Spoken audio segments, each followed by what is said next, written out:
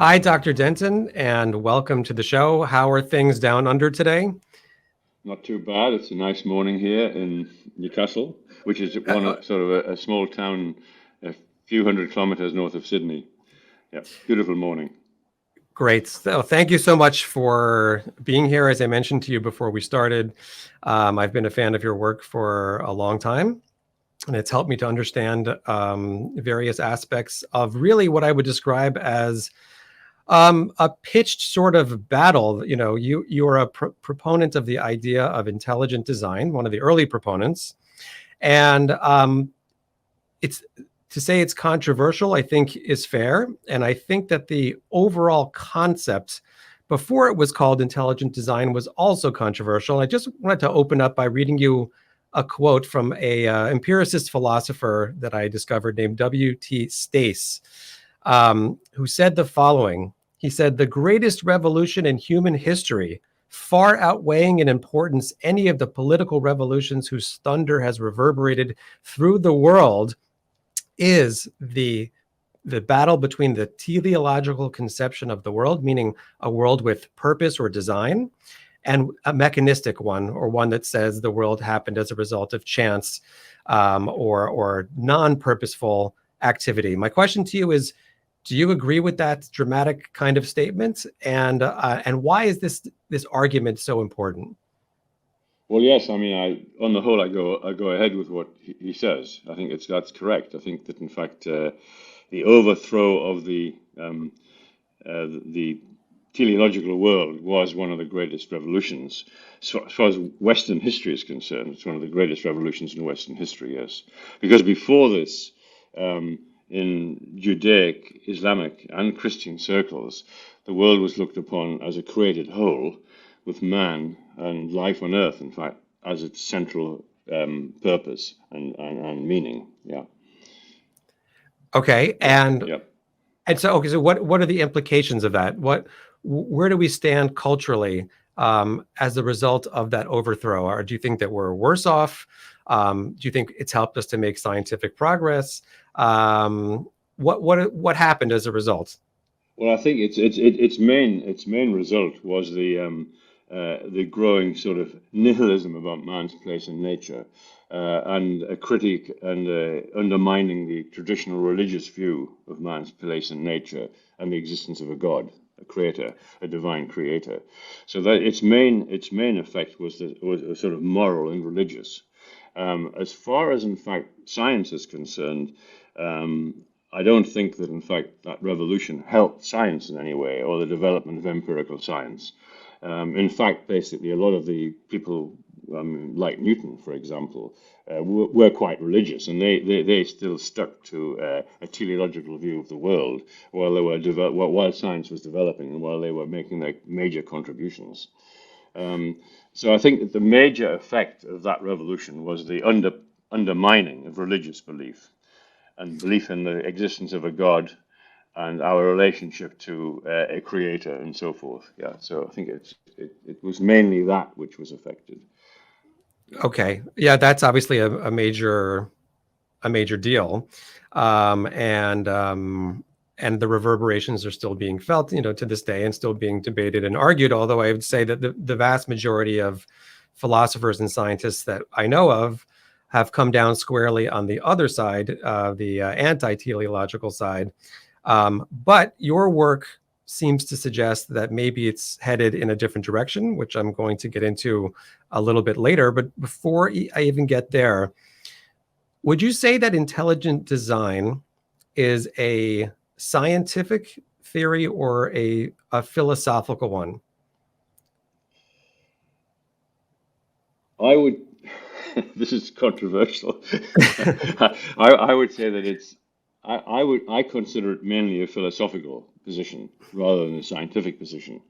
Um, uh, that's not to say that it's something which you can't find evidence for, but it's for me personally, it's fundamentally a philosophical thing rather than a scientific claim.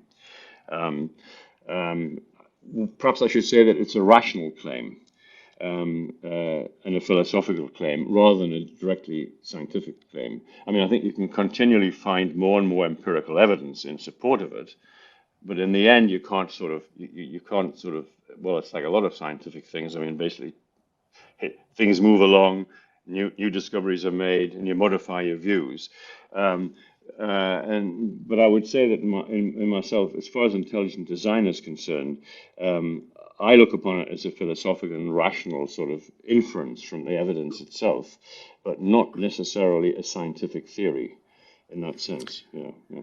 So I hear that, and I also Yeah. wonder if this is something I've asked many philosophers. Does all science conclude in philosophy? Once you draw a conclusion based on the scientific evidence, have you migrated out of the scientific world, which just provides raw data, experimentation, and results? And once you start interpreting it and saying, I think that this is what it means, this is what it implies, are we no longer in the world of science? And therefore, is every scientific theory a philosophical theory? In the way you put it, I think I would go along with that. Yes, I mean, for instance, scientific theories only exist to be modified in the future with empirical discoveries. So that really means that, in fact, essentially all scientific views of the world, well, all views of the world based on scientific evidence, will be modified. So they can only be, in a sense, philosophical because they're not absolute proofs. They're models of the world which are awaiting modification with new empirical data. That's how science progresses. So science never has a final view of reality. It has a view of reality which is open always to modification and has been modified throughout time since the scientific revolution. Okay, so it seems to me, for whatever it's worth, that certain elements within the scientific community could do with a little bit more, let's call it humility or open-mindedness towards the idea that that the theories that they propose may have a shelf life, and are not absolute. Although some things that we hear about often, the ideas of settled science or the science has shown X, Y, or Z. And this is coming from someone who has, great respect for science, as I know you do. Yeah. Still, the absoluteness of it sometimes rubs me the wrong way. Yes, well, absolutely. That's 100% correct. Yes, I mean, I just totally agree with you. Yeah, I mean, the scientific theories are ready for modification. They're not absolute truths. And the idea that they are absolute truths is really dangerous, and it's certainly for me, it's very irritating that this stance is held. Yeah. Okay, I agree. So let me ask you more of a philosophical question about teleology specifically. And for anyone in the audience who's not familiar with the word teleology, I believe it comes from a root meaning to point towards something, to have an end. And there is a philosopher I like very much named Ed Feser out in California. And he makes a distinction in the world of philosophy between what he calls intrinsic teleology and extrinsic teleology. And so intrinsic would be, for instance, he uses the example of a liana vine, which is like the kind of vine that Tarzan swings on. Yes, I see. Versus a hammock that is woven from a liana vine, which you would call an extrinsic. Obviously, when the hammock is made, you can see that there's a design to it. It's an external kind of design versus the vine itself shows signs of design. And this, I'll just read you one thing that he said, and I'll get your feedback on it. But he said, the Aristotelian conception of teleology is therefore very different from that reflected in design arguments of the kind associated with William Paley and contemporary intelligent design theory. Such arguments tend to assimilate natural substances to artifacts and also tend thereby to reduce all teleology to extrinsic teleology. So although he agrees with the ultimate conclusion of intelligent design, he finds that the argumentation doesn't hold. So do you see a distinction between these two kinds of teleology? And does it have any implication for intelligent design? Well, yes. I mean, I suppose you're saying that in fact there is design, as it were, in the laws of nature, which is in fact sort of intrinsic. And then there's the idea that living things like the Paley watch model, which is like a sort of a form of engineering. Yeah. I tend to favor the first type of teleology and the first type of arguments, right? Um, for a whole lot of reasons, which are very complicated in some ways. I mean, for instance, as far as in fact biological systems are concerned, I'm prepared to go along with the idea that in fact they've all come about from some intrinsic designs in nature. Okay, Okay. so that's like the lian, like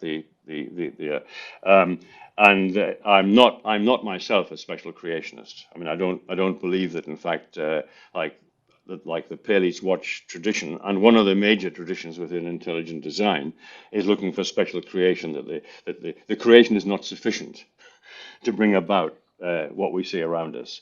And so I tend to land in favor of the intrinsic model, that in fact as it were, at the moment of creation, creation was Mm-hmm. complete in a sense, and that in fact God didn't have to keep interfering with it to keep things going or make things. So that's my view. That will be controversial in some ID circles, but then Okay. that's the way I feel. Yeah, yeah. So if I understand what you're saying, your conception is that the moment of the Big Bang, as it were, or even before, maybe there was a blueprint in place by which Yes. a program was executed, so to speak, on its own. The way that the it's called fine tuning, the way the parameters were fixed, Yes. Yes. Yes. caused things to come about, but they could Yeah. not have come about unless they were fixed in that particular manner. Is that That's correct? it. That's correct. Basically, yes, I see nature as fine-tuned to an incredible degree, almost infinite. I mean, there seems to me only one universe in which you can have life, probably consciousness, humans, and people like us, out of an infinite array of universes. And to me, the fine-tuning necessary for that implies design very, very strongly indeed. So that's the intrinsic argument, the idea of a primal blueprint in the order of things, which brought forth the world around us. Yeah, which was in fact fine-tuned by a divine creator behind the universe. Yeah. Now So, yeah. that's not to say that in fact I think there are some problems with this theory, with this Mhm. idea of upfront things. For instance, the origin of life increasingly has been striking me recently as I've been thinking about it and looking at the literature. That's been striking me as very difficult to explain in terms of the primal blueprint. I mean, Okay. it looks as if there's something beyond the laws of physics and known laws of physics and chemistry to get a living cell going, and so forth. Yeah, but I still sort of tend to come down on the primal blueprint view rather than special creation, but the argument is ongoing. Yeah, Fair enough. Fair enough. I mean, yeah, it sounds very reminiscent of the Judaic, especially the Kabbalistic tradition, of which I'm most familiar with. Where it says, in the beginning, God created the heavens and the earth, and it's sort of a period, hard stop there. And then if you look at the verses that come after there, it says, "And let the earth bring forth this, let it bring forth that." Like it seems as yes, though it's just coming forward as opposed to being, as you said, specially created, day by day. So that resonates, very well with how how I conceive of the world as well.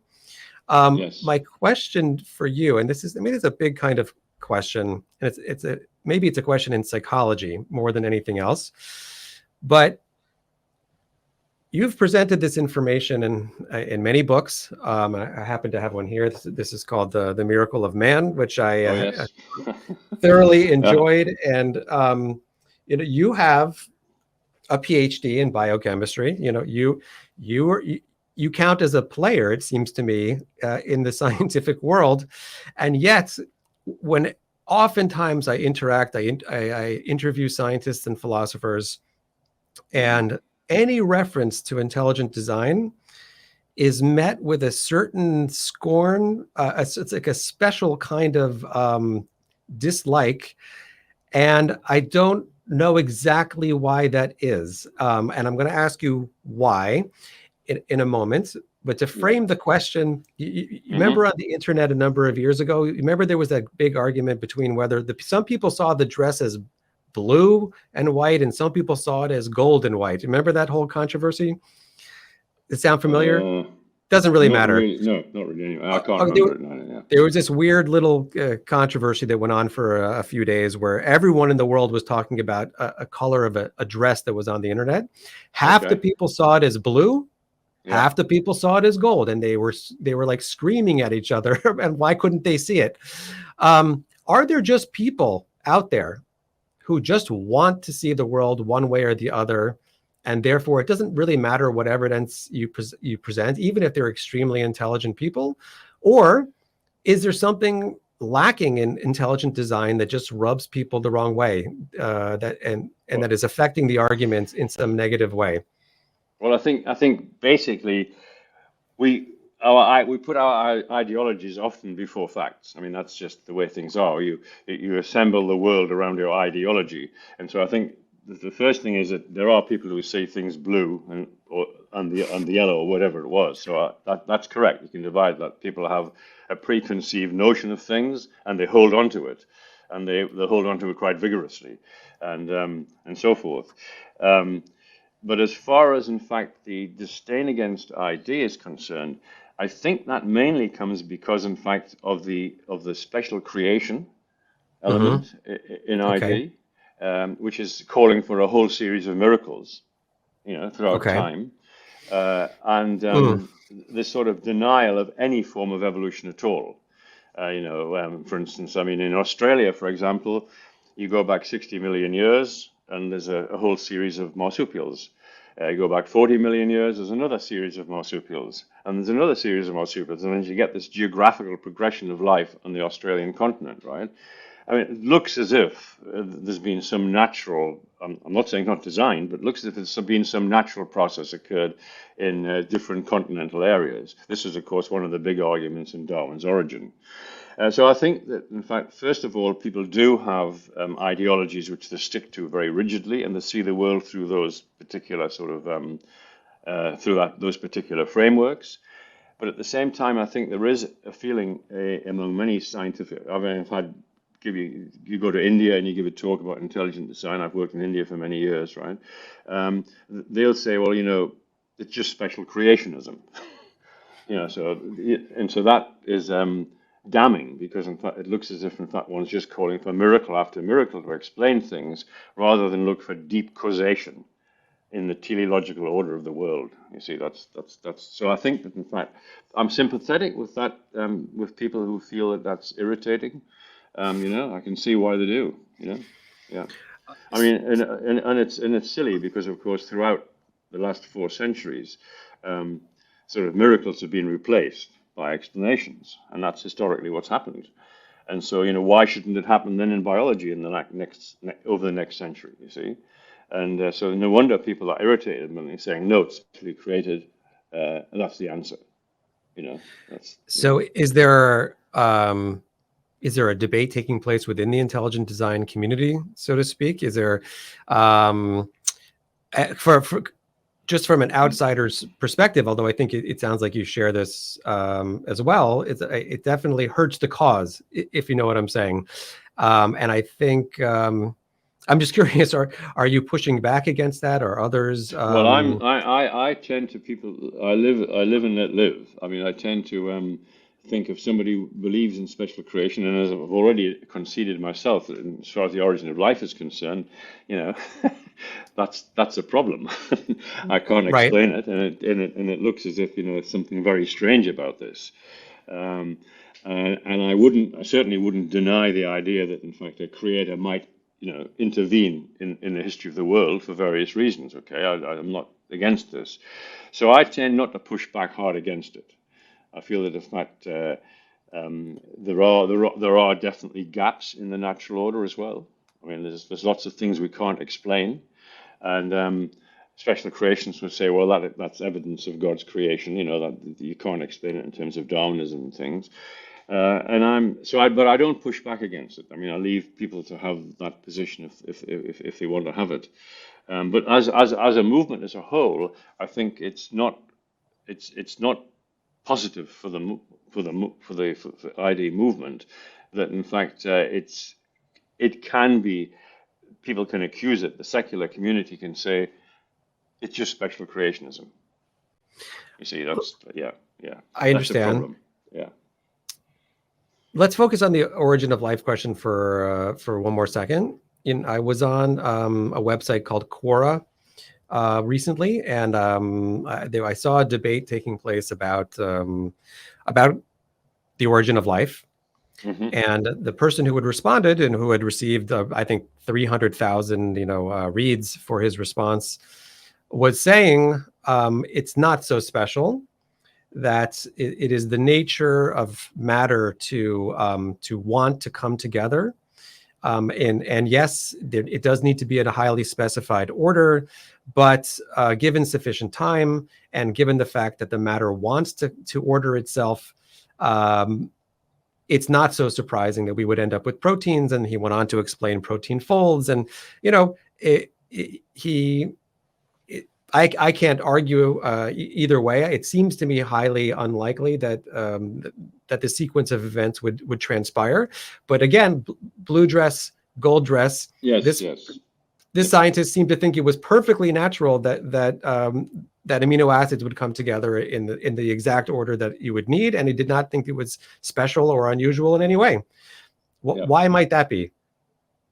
Well, because in fact, science is looking for natural explanations. They're looking for natural explanations, and from that framework of looking for natural explanations and believing that you're going to find them, what he says is reasonable. But if you ask, I remember two things: artificial intelligence and the origin of life through my academic career.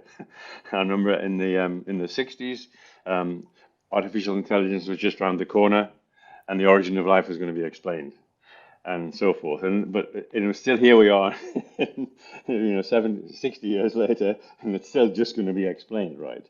Right.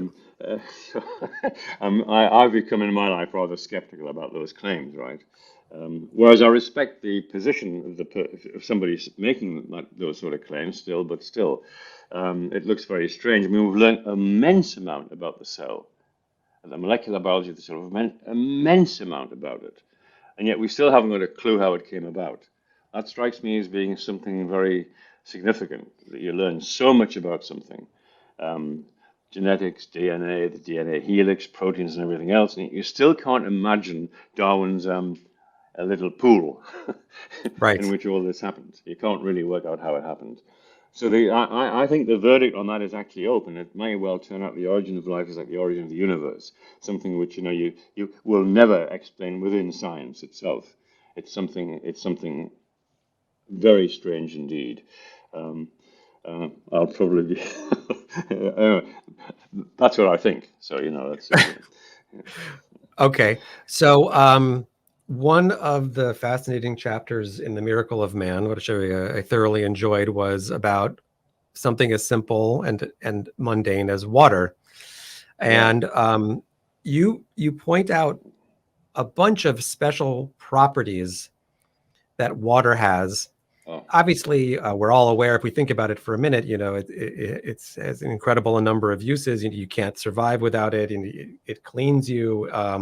It makes your crops grow, so on and so forth. But would you mind just, for the benefit of the audience, just taking a few minutes and just explaining some, like on the, atomic level, even, what are some of those special properties of water that allow life to exist as it does? And yes, I'll leave it at that. Please Well, tell me about basically, water. there are a huge number of properties of water which are critical to our existence as complex beings, terrestrial beings, warm-blooded, and so forth. I mean, the first one is that, in fact, water exists in three material phases: as a gas, as a liquid, and as a solid. And this enables the famous and celebrated hydrological cycle to turn. The water evaporates from the sea and it's delivered onto the land. This is brilliant. This is a brilliant thing because, in fact, it means that water, as it were, because of its properties, delivers itself onto the land. Hmm. Not only that, it has all sorts of other properties. It's a fantastic solvent.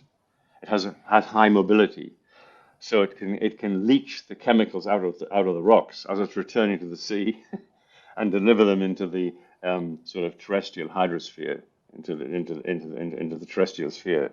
So water has not just got the fundamental property that it exists in three states, and you can cycle the water through the hydrological cycle. As it cycles, it has additional properties, amazingly, which in fact promote life on the land, which leach the stuff from the rocks. And at the end of the process, you get soil, and you need soil to retain water for plants. And so that's one set of properties of water which gives us life on the land. Now we're warm-blooded beings as well, and it so happens that the thermal properties of water, its high specific heat and its high latent heat of cooling, of evaporation, enable warm-bloodedness to exist as well. So water not only makes itself available on the land, delivers itself onto the land, it also makes warm-bloodedness possible. And then, of course, it makes a circulation possible. It's incompressible, and it's got it's a fantastic solvent. It has low viscosity, low weight, so it can be pumped through a circulatory system. So Right. water is fine-tuned for life on the land, for warm-bloodedness, um, for the circulation, and so forth. So it's fine-tuned for a whole lot of features of advanced life like ourselves, actually. And the fine-tuning behind this, the fine-tuning behind the properties of water for life, for beings like us, really, I mean, it's so extraordinary. You've got to think there's something behind this. It's one of the things in nature which I think to myself, hey, whenever I'm getting into a doubting mood, Yeah. I say, wait a minute, look at this. It's just it's just too incredible that that would just be blind chance, undirected process to lead to such ends. There's other things in the biological world which also strike me as being absolutely amazing, and that is that, in fact, for example, um, the only atoms you can use to build complex molecules with shapes are the non-metals, basically hydrogen, carbon, nitrogen, oxygen. They make stable molecules with shape. And so that means you can build proteins and DNA and everything else, because you need molecules with shape to have biochemistry, because molecules with shape perform functions. And the only molecules you can get with shape are those made out of those covalently linked nonmetals, carbon, hydrogen, nitrogen, oxygen. But would you believe it? They also have something called electronegativity. This blows my mind. They also have electronegativity. And they have the right electronegativity to make two classes of organic compound, polar and non-polar. And this gives Okay. us what is called the hydrophobic force. And the Hmm. hydrophobic force erects the cell membrane, pushes the non-polar things, clumps them together. And it also plays a critical role in folding proteins which have a hydrophobic core. Now, is it not incredible that the same set of atoms, which give you molecules with shape that you can build a biochemical system with, have exactly the right electronegativities to give us the two categories of organic molecule which allows the cell to assemble its three-dimensional complex forms, the membranes and proteins. I find that absolutely, utterly amazing. It's because carbon and hydrogen have the same electronegativity, whereas hydrogen and oxygen have different electronegativities, and so that, in fact, oxygen is negatively charged, the hydrogens are positively charged, and it's a polar molecule, and it doesn't like hydrocarbons. It doesn't like non-polar compounds. That is absolutely amazing. So you have two completely different requirements for life in the same set of atoms at the periodic table. I That's find that that's very efficient. it's absolutely amazing, and it speaks certainly. It's creepy. It's almost weird. It looks as if that was arranged by somebody. Yes, it definitely looks Okay, like that. so Yeah, so yeah. at this point, you realize that I'm certainly inclined to believe that, and that strikes me as very compelling. I want to go. Let's bring this up one more time. But when you speak with non-believing scientists and colleagues, and you tell them something like that, how might they respond? In the few conversations I've had with people regarding that particular point, um, they've generally said it's amazing, right? Yeah. I mean, because you have to say that. I mean, it's absolutely amazing that that's the case. That underlies the whole of life on Earth. And as far as the hydrological cycle is concerned, when that's fully explained and drawn out, all the strange fact that you have a hierarchy of fitness. You have one layer, which is in fact the basic fact that water exists in three material states, and then you have another series of properties which are sort of a second. So you've got a hierarchy of purpose working out on that thing. When I talk about that with people, generally they say, yes, it's amazing. So there are one or two things I think in the natural order, and then of course the cosmological constants, which people like Barnes and Paul Davis and people have talked about. That that was that generally blows people away as well, because they're forced to think, well, this fine tuning, yeah. So I think there are one or two things when you can stump the skeptic, and they've got to think, wow, that's something incredible. And yes, I've had a few conversations over the years with people and argued these points, and generally the response is wow. They still don't believe. They're still in their framework, and they don't want to come out of that. But still, those facts challenge the skeptical belief. Yeah. I wonder if there is some kind of threshold beyond which 99% of people, would conclude that it isn't possible that this is by chance. I think of something as simple as if you saw the film 2001 and the famous, did you see it? Yes, Yeah, the the monolith. obelisk. Yeah, the monolith. Yeah. Yeah. Okay, and everybody who watches that film in the audience knows partly it's the dramatic music and the film, and the cinematography, but that piece of stone means that there was design. That stone was Yes. not designed. And in Yes. fact, the astronauts who discover it say, oh, this is the first conclusive proof of alien life, that we've ever come Yeah. across. Yeah. Mike, but how do they know? Like, what? It's just some right angles. Why would you think that this is conclusive proof of alien life? Yeah. Whereas you look at something like the water cycle, or even something more complex like a human heart or brain, or wouldn't you be hard pressed to think that exhibits a heck of a lot more design than an obelisk? I'm wondering out loud, like, is there some point? Is there some destination for this movement to go to, by which most people will say, yes, it's clear that was created as opposed to happened? Yeah, well, as I say, some of the things I've mentioned are as well. I mean, there's the origin of life. There's the fine tuning of nature, for biological systems and systems like ourselves. Um, it's frustrating. I'm very frustrated by the whole thing because it seems to me that, in fact, already there's abundant evidence from the cosmic fine tuning to the fine tuning of all these various factors which give us life. Which very strongly suggests there's intelligence behind the universe and behind the laws of nature to this end. Um, um, but it's there's an enormous resistance out there Yeah. to One this last sort of. example, one last example along these lines, and then I'm going to move on from this topic. But one of the things that I really enjoyed your discussion of in this book that I've just read, Miracle of Yeah.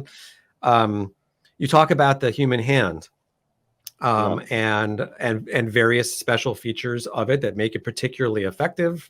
Yeah. And you quote Galen, who was a famous Roman physician, Physician. Yeah. who says, "Whoever admires not the skill and contrivance of nature must either be deficient in intellect or must have some private motive." He seems to think like it seems very Yeah. clear. Okay, Yeah. but then I discovered someone named Nathan Lentz, who wrote a book called Human Errors, and he was talking about bones in humanity. And he said, Yes. statement one, humans have way too many bones. Statement two, the ankle contains 7 bones, most of them pointless. Statement three, the wrist has 8 bones, like a useless pile of rocks. Mm-hmm. So, so, Yes. so we come back to this point once again, where I, on the one hand, I appreciate what you wrote about the hand, and it seems very credible. You have another thinker, who says specifically the hand is junk. It's poorly designed, and has useless material in it. So, if you were speaking to Dr. Lenz, how would you address that? Well, yes. Basically, I mean, what he's saying is that, in fact, this is the defect argument. That in fact, basically, for instance, I mean, we die. We don't have enough cancer genes and things like this. And I mean, and so there is this problem that, in fact, basically, there are unsatisfactory aspects to existence. Okay. Now, of course, the religious have given explanations for this historically. I mean, the fall of man, exit from the Garden of Eden, and explanations like that to try and overcome the problem of evil. But this is partly, I think, true that in fact, basically, you can point to some things which in fact are difficult to account for in terms of design. Yes, I mean, I think this is correct. I mean, I wouldn't deny that there's that sort of there's that element around as well. I mean, for instance, on the Earth we have tsunamis, we have landslides. I mean, the Earth is a wonderful place for us as a species, but as far as individuals are concerned, it can sometimes there can be a catastrophe, a volcanic eruption, and things like this. So the Earth itself shows, as it were, if you want to go along these lines, defects and sorts of Mm-hmm. defects. Basically, the defects in the human body are, in fact, something which, in fact, I'm very much aware of as a medic. So for instance, we get back trouble, and we have all sorts of essence of it. And if you take the evolutionary view that we are the product of evolutionary process, then it's likely we would have some of these evolutionary hang-ups, as it were, or things from the past. But as far as in fact special creation is concerned, that's very, very difficult to argue for special creation in the context of these things. Mm-hmm. Because that's very difficult. But if you look upon us as being the product of a long natural process, I think Mm-hmm. it's more possible that in fact um, uh, certain aspects of our design wouldn't be perfect. That's how I would look upon it actually. As I say, I'm all up front. It all occurred up front, and including tsunamis, volcanoes and everything else. That's part of the mix. Yeah. So, but So, special hardline special creationists would find that sort of evidence difficult to argue against. would you agree with him that there's too many bones in the wrist? Does that seem? I Um, don't. I'm not enough of a.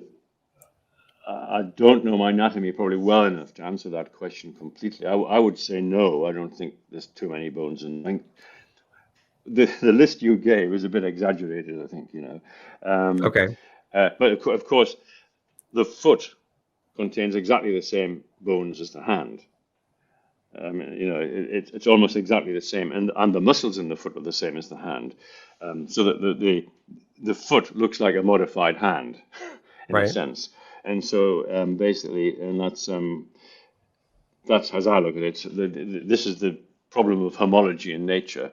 You get, common patterns. All insects have a common pattern. Our limbs, the fore and our arms and legs have the same basic pattern of bones, muscles and tendons, everything actually. Um, so that's common descent. I mean, Right. that's common descent. But I do accept common descent, and so in fact, some of these anomalies are easily explicable in terms of common descent. Yeah, yeah. So Okay. So I have time. I mean, I have one last comment on that last part, and then I have time for one more question, yeah, which is, famously, critics of design have argued that the human eye is also deficient, and the fact that we have a blind spot, famously we have a blind spot, right? yes, And therefore yeah, that's proof of a lack of design, because why would you design something poorly to have a blind spot? However, it seems to me that there's a great educational value in the notion of blind spot, in that it, for instance, teaches us the notion of having a blind spot. And so if you simply apply that to your character, for instance, and you become aware of the idea that there's things that you can't see that nonetheless need to be addressed.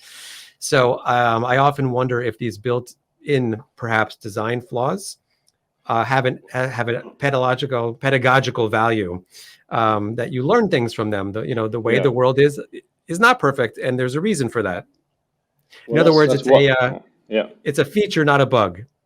Well, basically, as far as the blind spot's concerned, that's probably because, in fact, we need a very high blood supply to the retina, and the blood, if the blood to the supply to the retina was coming from the front, it would obliterate vision. So the reason why you have the blind spot is that, in fact, you take the nerves out of the eye from the front, right, and you have a Hmm. blind spot. But basically, the retina is one of the most demanding tissues as far as oxygen consumption is concerned, and it's supplied by a very rich a plexus of blood vessels behind the eye, behind the retina, actually, and that's what allows it to have such a. That's why we can see so clearly.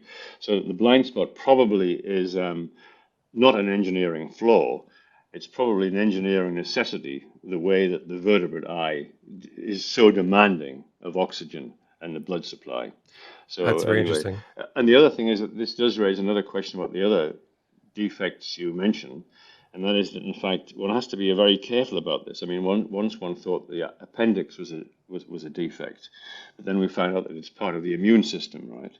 And things like this. So when you were talking about these defects before, there's not just perhaps an evolutionary explanation, if you want to use that, common descent explanations, but it may well be that in fact that's not the explanation at all. That in fact, basically, it's just that our knowledge of these things leads us Right. to think they're defects. Okay, and Right. yet as And maybe they're not. science goes on, there won't be defects. The appendix is not a defect; it's part of the immune system, and it might turn out that a lot of other things are like this. Right. We're subject to cancer, for instance, but we might turn out that in fact there's something behind this as well, which is beneficial, which we don't know about yet. You see, um, but I must admit I'm rather skeptical about that list. I mean, for the bones in the wrist. I mean, I you know yeah, Okay. Fair yeah, enough. yeah, yeah. Good. Last question.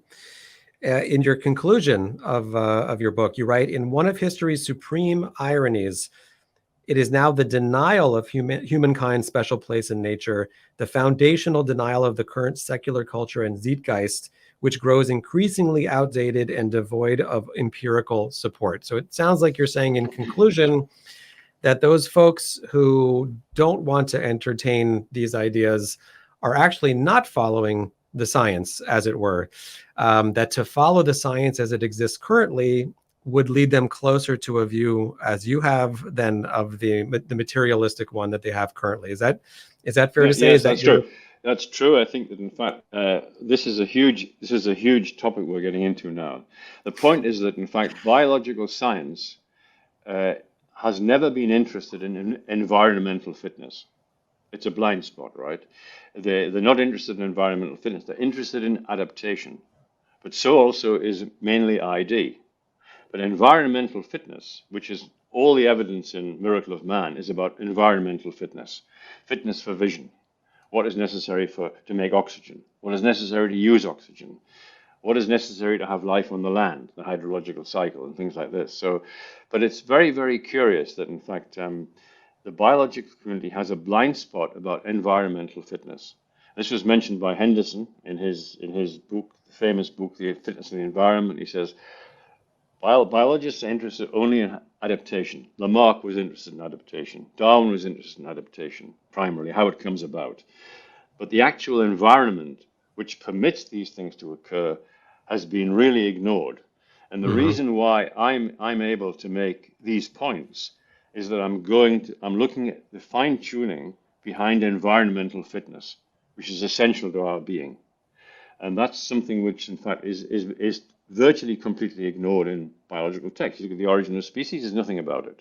You look at Stephen Jay Gould's great book, the Structure of Evolutionary Theory, another. There's nothing about environmental fitness.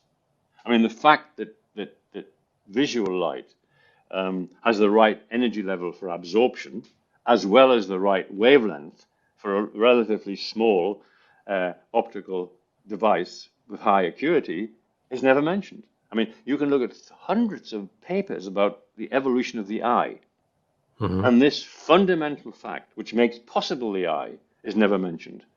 And I'm preparing now a book about this called The Primal Blueprint. And this is a scholarly failure. This is a major failure of scholarship, that this is ignored. I mean, fancy doing the evolution of the eye without mentioning that the photons within the visual region of the electromagnetic spectrum have the right energy levels for detection and the right wavelength for a visual device with high acuity about the size of the human eye and other vertebrate eyes. I mean, it's an amazing absence of this. All the talk about how life left the sea, left the rivers and came onto the land, nothing about the hydrological cycle, which made that whole transition possible. So this, I would insist, is a major failure of scholarship in the biological sciences. And you can only have, to me, the powerful evidence for design in biology comes from environmental fitness. That's what makes me feel this is the fine-tuning for all this is so extraordinary. Something has to be behind it. But yeah. But, Well, yeah. Anyway, Dr. Denton, you have made as what I consider to be a very compelling case across numerous works. I thank you for taking the time to speak with me today and getting up early all the way over in Australia. And I encourage people to go and check out his work, which is readily available online. Please take a moment to like, share, comment, subscribe to our YouTube channel, and stay abreast of all the great things that we have going on here. And Dr. Denton, thank you once again so much for being here. I really had a good time talking to you, and I really appreciate it. Yeah, I hope I got the philosophy right. I'm not a philosopher. It's okay. I hope I got it right too. Yeah. But anyway, great to talk to you. Great to Thank talk you to so you. much. Okay.